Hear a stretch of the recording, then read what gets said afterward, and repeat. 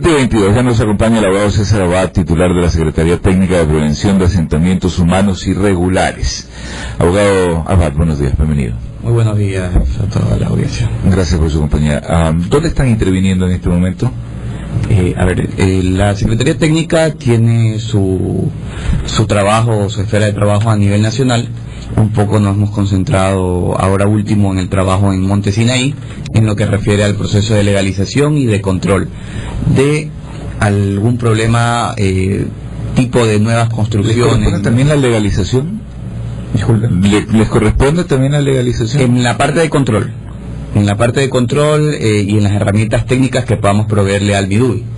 Les recuerdo a la ciudadanía que nosotros hacemos el estudio multitemporal del asentamiento, es decir, tomamos una imagen satelital de antes del 2010 y una imagen satelital ahora, 2010, 2012, 2013.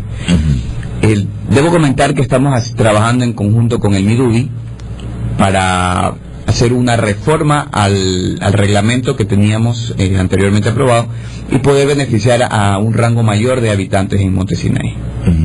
¿Beneficiarlos de qué manera? Con el proceso de legalización.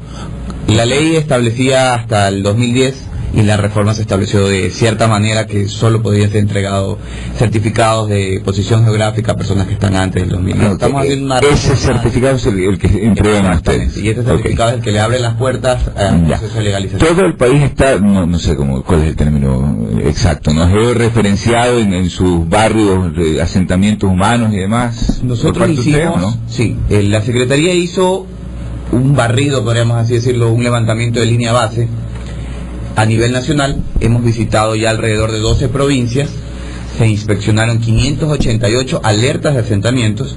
De estas 588, 300... ¿A partir de 2010? No, estamos entre antes del 2010 y después del 2010. Son alertas enviadas por municipios, por el MIDUBI, por las gobernaciones. ¿De lugares donde ha habido o están por levantarse, digamos? Estamos hablando de áreas consolidadas o áreas totalmente nuevas. Entonces, en el área totalmente nueva hay que actuar de una manera, y en el área consolidada ayudar y coordinar la parte de la regularización de estos asentamientos. ¿Cuál es el procedimiento para desalojar a unas familias de los lugares donde están asentados? Le pregunto esto porque tanto en tanto pues, lo que se ve es el drama humano de la pobre gente que se queda sin una vivienda y no sé qué, y nos vamos olvidando de que son personas que se han, para seguir con el eufemismo, ¿no?, se han asentado irregularmente. Son, me permítanme el término, son invasiones, ni más ni menos. Y hay que recordar un poco la historia de Guayaquil, por ejemplo, ¿no? Las invasiones que se produjeron en el Guasmo, lo hemos comentado muchas veces con Miguel Riofrío, que nos ha acompañado. A partir de la década del 60 aproximadamente, cuando se produjo un fenómeno de la niña, el fenómeno inverso que estamos viviendo ahora, hubo sequías muy fuertes, entonces movilizaciones masivas desde el campo a la ciudad, ¿no es cierto? Suele ser ese más o menos el esquema habitual o la razón habitual, y es correcto, digamos, que demanden servicios por parte del Estado a las personas que están afectadas por ciertas cuestiones. Lo incorrecto es que de pasar de demandas al Estado central van a presionar a los estados locales, porque se presiona con servicios, y en zonas donde además esos servicios son extremadamente caros de proveer, zonas topográficamente muy complicadas. Entonces, pero bueno, a ver, ¿cuál es el procedimiento que ustedes siguen? A ver, recordemos que el Código Integral Penal actual y vigente ya tipifica el delito, la actuación por tráfico de tierras o ocupación ilegal. Eso es lo que hemos recordado. Si una persona empieza a construir o promover un asentamiento ilegal, es decir, una lotización, urbanización sin los permisos correspondientes, sea este o no el dueño del predio, estaría corriendo en una ocupación, uso ilegal o tráfico de tierra. Así está tipificado en el artículo 201 del COIP. Sea propietario legal, aunque sea propietario legal, sin contar con los permisos de fraccionamiento, estaría incurriendo en este tipo de delito. Muy bien. Cuando las personas se dejan engañar o se arman. Déjeme hacer una acotación en el punto de nuevo, ¿no?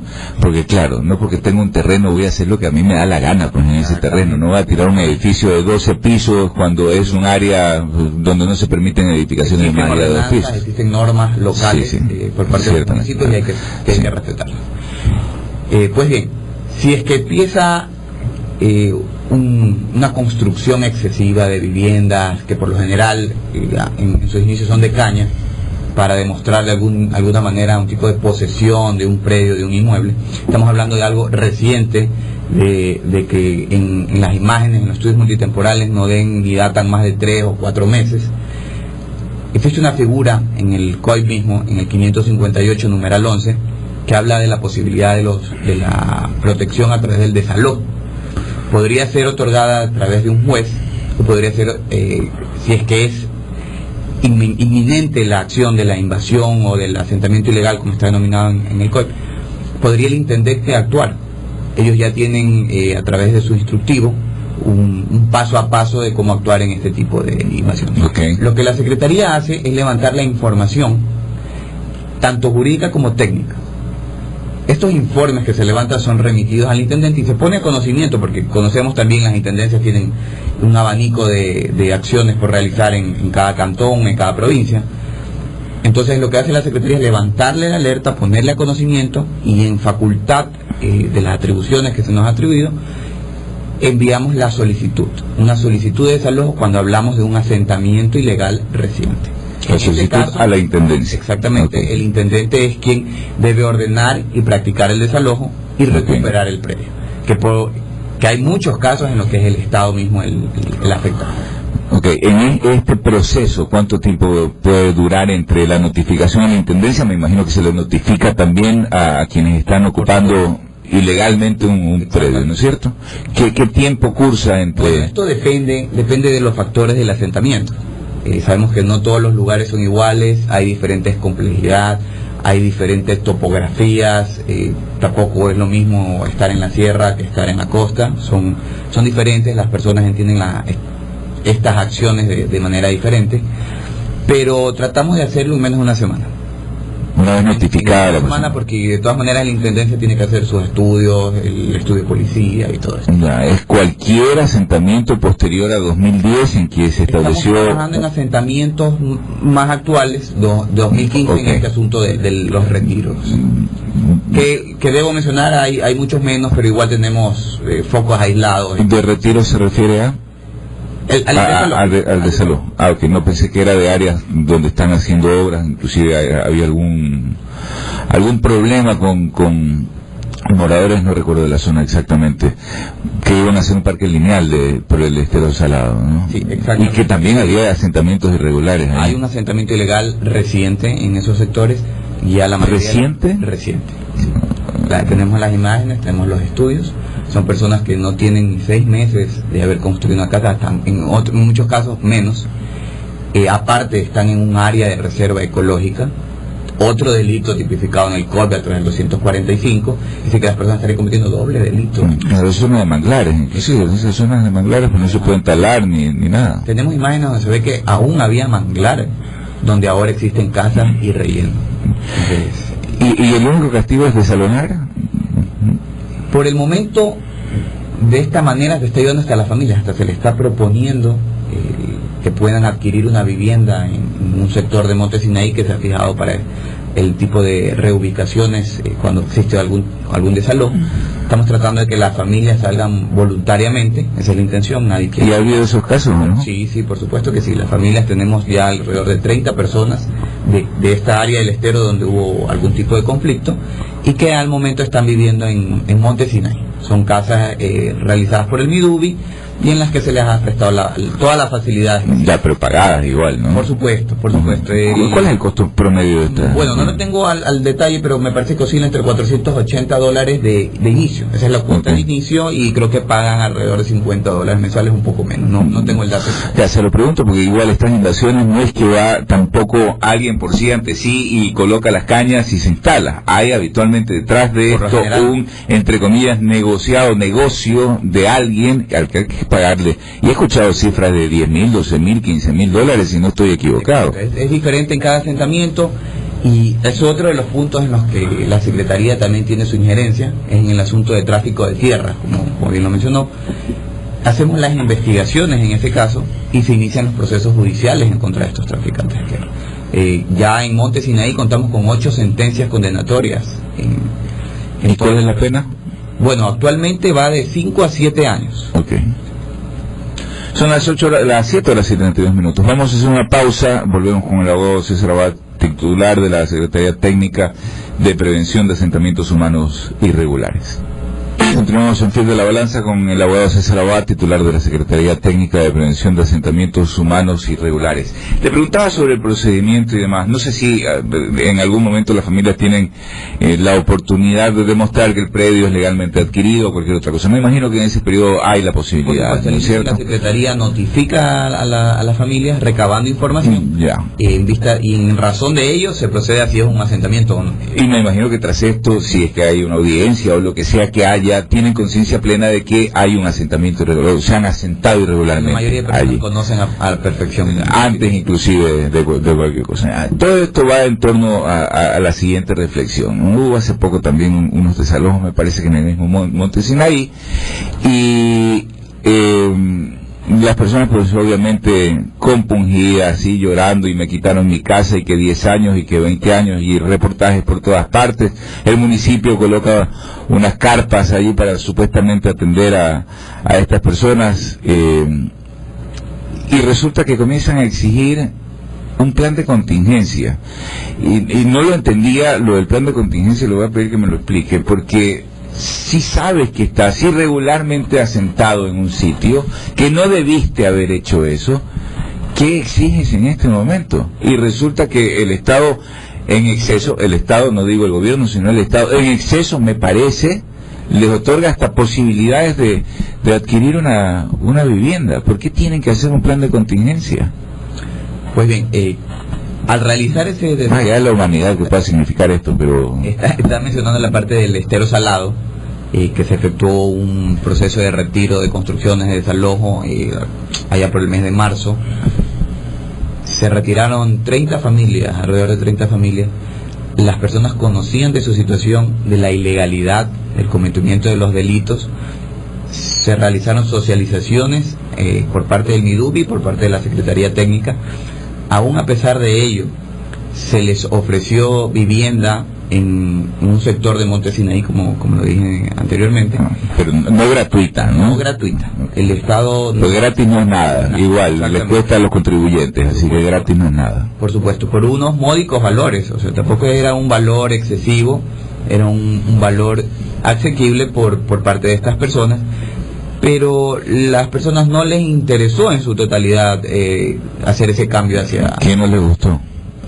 La nueva locación. Imagino yo, o porque la finalidad de ellos no era tanto la vivienda, sino tener un lote que a la final, después de legalizar o regularizar, iban a proceder a la venta, alquilarlo o algo. Es una manera de pensar de ellos, de no moverse de ese sector, a pesar de lo que sea, aún sin estar viviendo en él. Aún sin estar viviendo en él, no aceptan despojarse de la posesión que ellos dicen haber adquirido, que en muchos casos existe, que son víctimas, ¿verdad? Son personas estafadas o víctimas de traficantes de tierra. Por eso el Estado trata de ayudarlos, trata de darles, como en este caso el plan de contingencia, la posibilidad de adquirir una vivienda. Pero nos da mucho de pensar que las familias, al tener las oportunidades, no las aprovechan. Entonces nos hace creer que pertenecerían o son parte de esa red de tráfico de tierra. Ahora, ¿así han sido detenidos estos traficantes de tierra?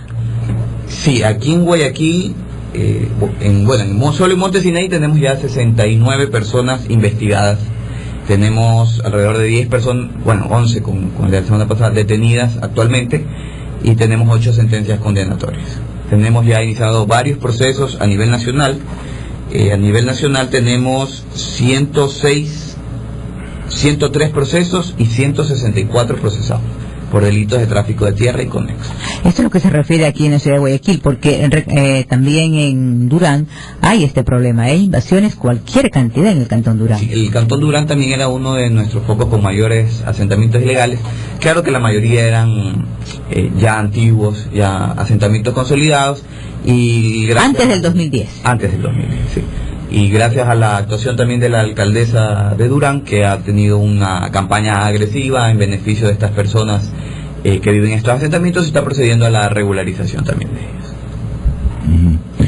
Pero fíjate tú, ¿dónde se producen estos asentamientos? No es en tierra que nadie quiere y que por eso puede ir cualquiera. Es habitualmente donde las condiciones topográficas son complicadas. Y nadie hace asentamientos regulares o formales en esos sitios porque es complicado.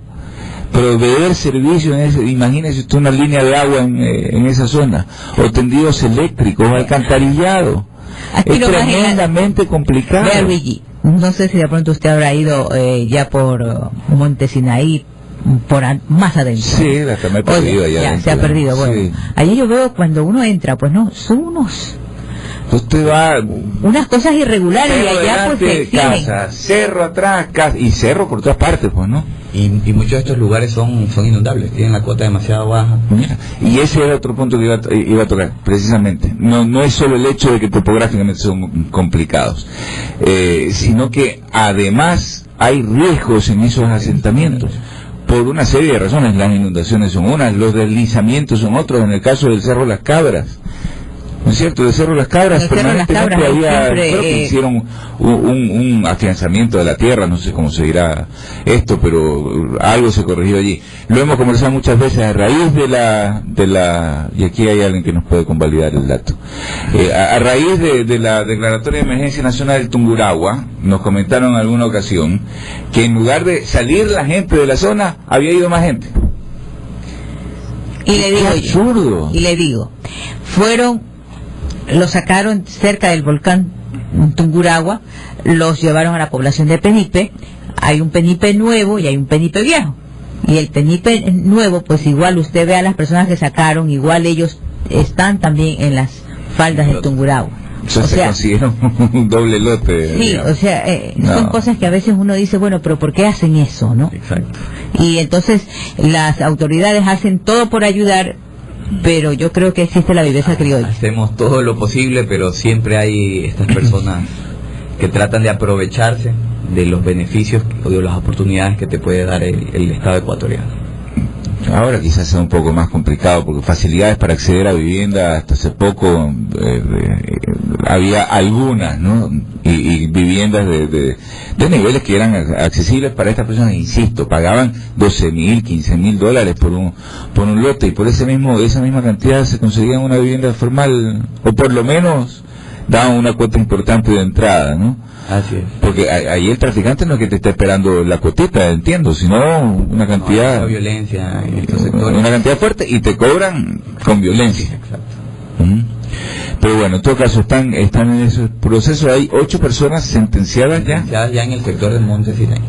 Ya, y con estos 5 a 7 años por tráfico de tierras. Bueno, anteriormente era de 1 a 3 años, en algunos casos tenemos sentencias de 1 de 2 años, porque estamos con el código anterior. Pero están identificados plenamente. Tenemos ya 2 sentencias con el nuevo código penal, o sea, de 5 a 7 años. ¿Y ese proceso sí le corresponde a la Secretaría Técnica? La Secretaría hace el seguimiento y presenta las denuncias en los casos que el Estado sea el afectado. Pero estamos atrás de los procesos judiciales de tráfico de tierra. Ok, ¿y actúa en nombre del Estado o simplemente presenta la denuncia y se encarga Fiscalía a partir de ahí? No, nosotros actuamos con acusación particular. Con acusación particular, como Secretaría Técnica. Muy bien. Son las 7:43. A ver, ya lo sabe, ¿no? O sea, está clarísimo. Si va a un sitio donde le han prometido un terreno y no le presentan, porque uno tiene que exigir pues los permisos y todo lo demás que convalida que le estén entregando un predio formal, si no le presentan todo eso no lo adquiera, y si lo adquiere sabe que se está metiendo en Honduras. Exactamente. Y debo manifestar también que si existe alguna duda por parte de la ciudadanía, la Secretaría Técnica está presta a atender cualquier pregunta, cualquier consulta, cualquier revisión de documentos. ¿Tiene una línea telefónica? Sí, exacto. Tenemos habilitada en estos momentos la línea 1-800 Invasiones, que es la 1-800-468-274. Y al Twitter @asentamientosS, donde podrán hacernos las preguntas necesarias y podremos concertar también citas para revisar cualquier tipo de documentación y ayudarles en que adquieran un bien inmueble legal y no se dejen sorprender por traficantes de tierra. Ah, perfecto, o sea, brindan ese servicio también. En el caso de que haya denuncias de invasiones también. Exactamente. Entonces, 1-800 invasiones, ¿cuál es el número? 468-274. Perfecto. Son las 7:44. Abogado César Abad, titular de la Secretaría Técnica de Prevención de Asentamientos Humanos Irregulares. Gracias por su compañía. Un gusto, gracias.